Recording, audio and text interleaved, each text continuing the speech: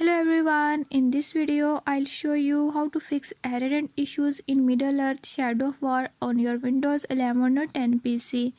So to fix error and issues, follow every step as I'm showing in this video, and don't forget to subscribe this channel. Hope so this will fix your problem.